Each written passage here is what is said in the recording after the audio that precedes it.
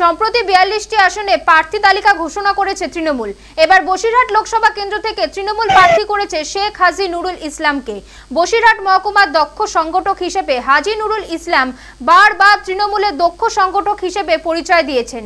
তিনি কখনো রাজ্যের মাইনরিটি সেলের সভাপতি হয়েছেন, আবার কখনো বসিরহাট তৃণমূলের সাংগঠনিক জেলা সভাপতি থেকে চেয়ারম্যান হয়েছেন। ২০০৯ সালে সিপিএম এর প্রার্থী অজয় চক্রবর্তীকে ৬৩,০০০ ভোটে পরাজিত করেন সাংসদ। ২০১৪ সালে জঙ্গিপুরের তৃণমূলের লোকসভার প্রার্থী হন।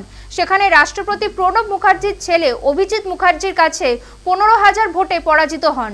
২০২১ সালে বিধানসভা নির্বাচনের সময় হাড়োয়ার তৃণমূলে প্রার্থী হন নুরুল।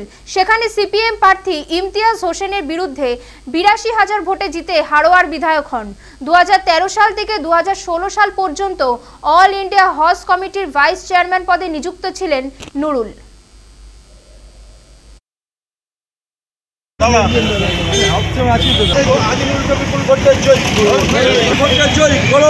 দেখুন, আমি আজকে বুঝতে পারছেন কর্মীদের মধ্যে উৎসাহ।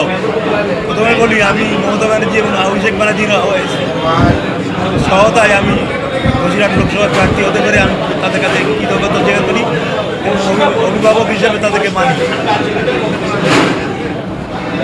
বসিরহাটে আজকে আমি প্রথম এসেছি, আমার সাথে এসে কে থাকেন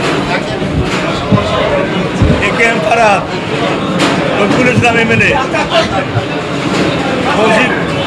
কৌশিক দত্ত আইনডিসি সভাপতি, আমার এডিএম আবদুল্লাহ প্রাক্তন এমএলএ, আমার উষারানী আমার এমএলএ এবং সমস্ত নেতৃত্ব, সরোজ ব্যানার্জি সহ সমস্ত নেতৃত্ব আমরা আজকে এখানে হাজির হয়েছি।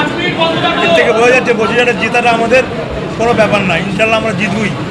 এ আমার দলের যা অবস্থা, আমি ২০০৯ থেকে ২০১৪ পর্যন্ত এমপি ছিলাম, মানুষের পাশে ছিলাম, মানুষ সে কথা মনে রেখে দিয়েছে। আজকে উৎসবে পরিণত হয়েছে বসিরহাট, এতে আমাদের জেতার কোনো নেই, আমরা নিশ্চিন্তে জিতব।